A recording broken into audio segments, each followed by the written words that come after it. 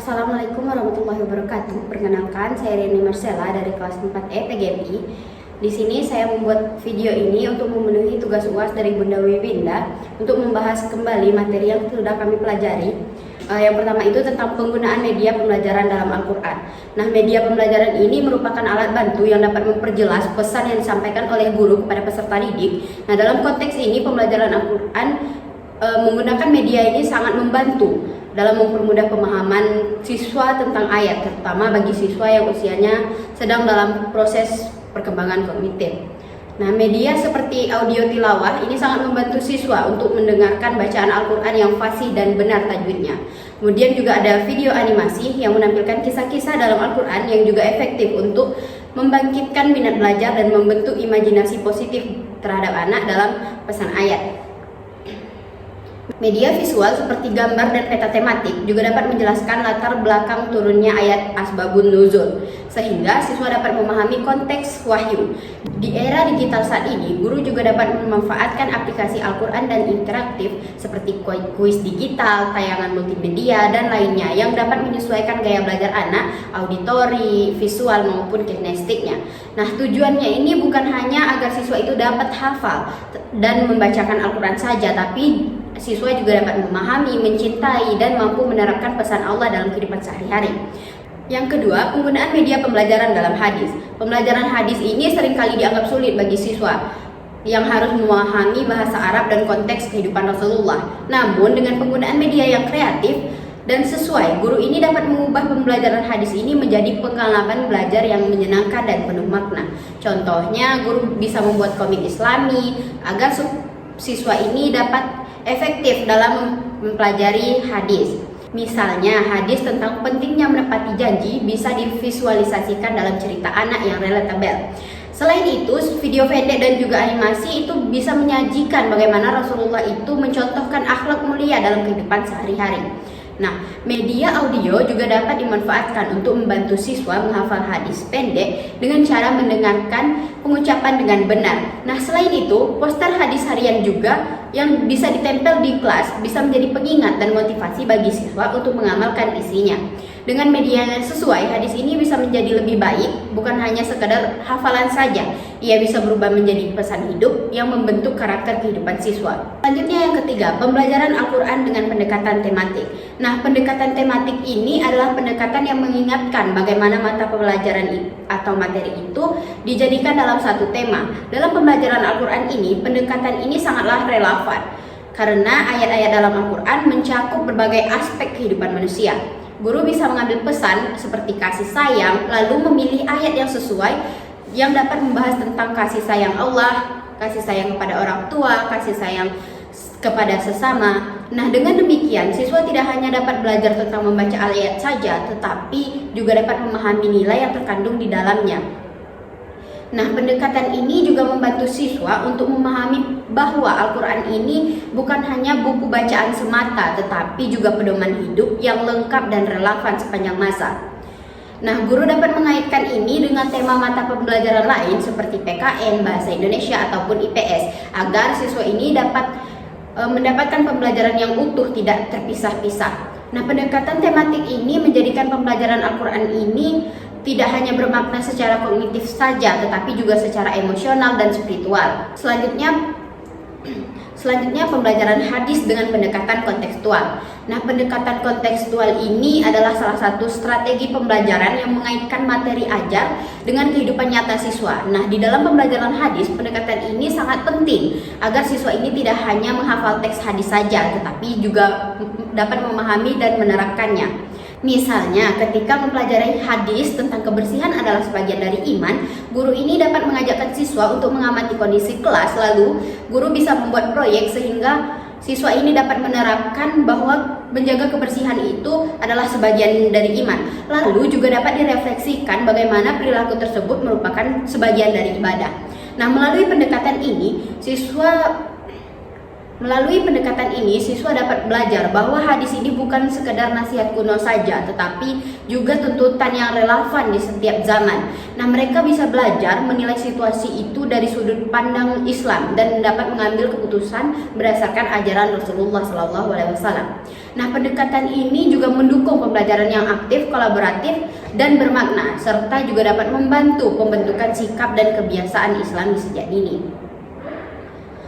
Selanjutnya, pembelajaran Al-Quran untuk meningkatkan karakter anak. Nah, salah satu tujuan utama dari pendidikan Islam ini adalah untuk membentuk karakter anak yang disesuaikan dengan nilai-nilai Al-Quran. Nah, Al-Quran ini juga sebagai kalamullah, bukan hanya untuk dibaca saja, tetapi juga untuk diteladani, dipahami, dan juga diamalkan. Nah, dalam pembelajaran Al-Quran ini, guru ini dapat secara sengaja memilih ayat-ayat yang mengandung nilai karakter seperti kejujuran, tanggung jawab, kerja keras, dan kasih sayang. Misalnya dalam surat Al-Lail itu menekankan bahwa pentingnya berusaha dan memberi. Sementara dalam surat Al-Hujarat mengajarkan bahwa adab dalam berbicara dan berinteraksi. Nah, setiap ayat yang dibacakan ini dapat dijadikan sebagai titik tolak ukur untuk diskusi dalam nilai-nilai karakter yang diterapkan dalam kehidupan sehari-hari. Nah, guru juga bisa memberikan tugas praktik yang sederhana seperti membantu orang tua di rumah, itu sebagai bentuk pengamalan dari ayat tersebut. Dengan cara ini, Al-Quran ini tidak hanya menjadi hafalan saja, tetapi juga menjadi sumber pembentukan akhlak karimah yang menyatu dengan kepribadian anak selanjutnya.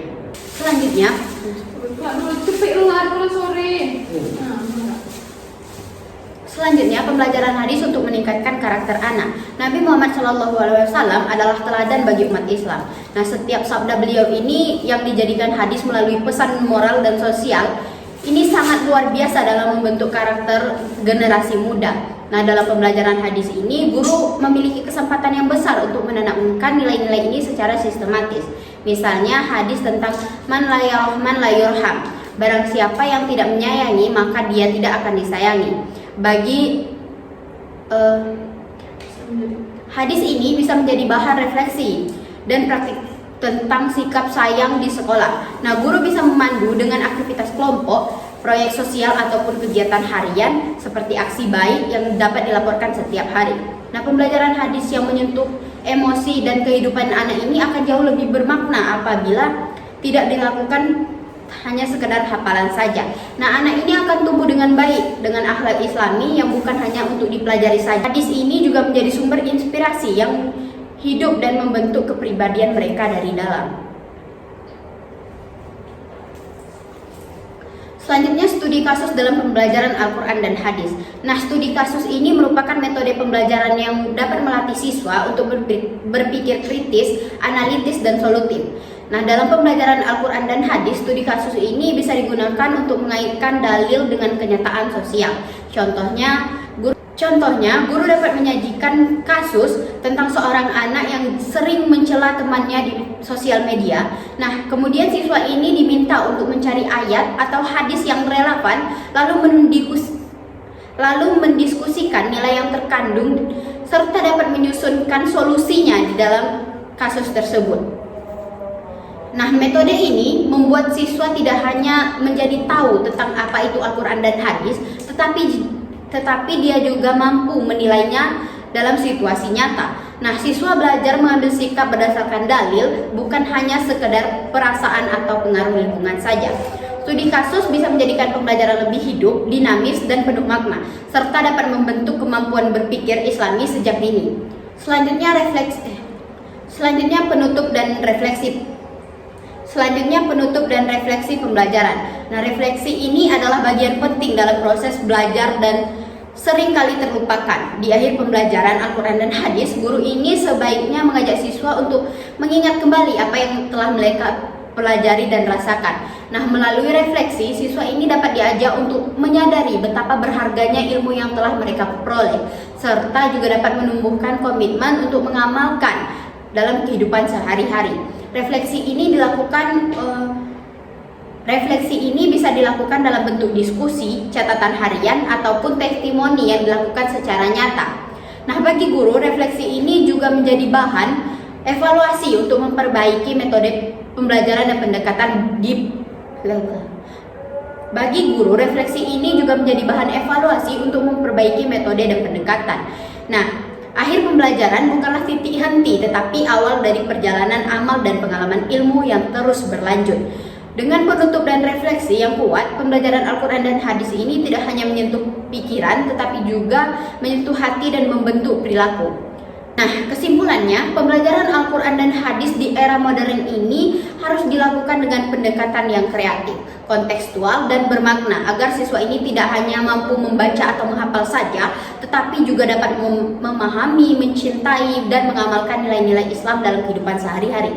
Nah, penggunaan media pembelajaran seperti audio, video, komik, aplikasi digital, serta pendekatan tematik dan kontekstual ini sangat terbukti efektif dalam peningkatan minat belajar siswa, penguatan pengalaman, serta membentuk karakter dan akhlak Islami siswa sejak dini. Nah, studi, kasus, dan refleksi pembelajaran ini juga menjadi alat yang penting untuk menanamkan nilai-nilai Al-Quran dan hadis. Al-Quran dan hadis ini juga benar-benar menjadi pedoman hidup yang sangat aplikatif dan relevan bagi generasi muda. Mungkin itu saja materi yang dapat saya sampaikan. Saya akhiri. Wassalamualaikum warahmatullahi wabarakatuh.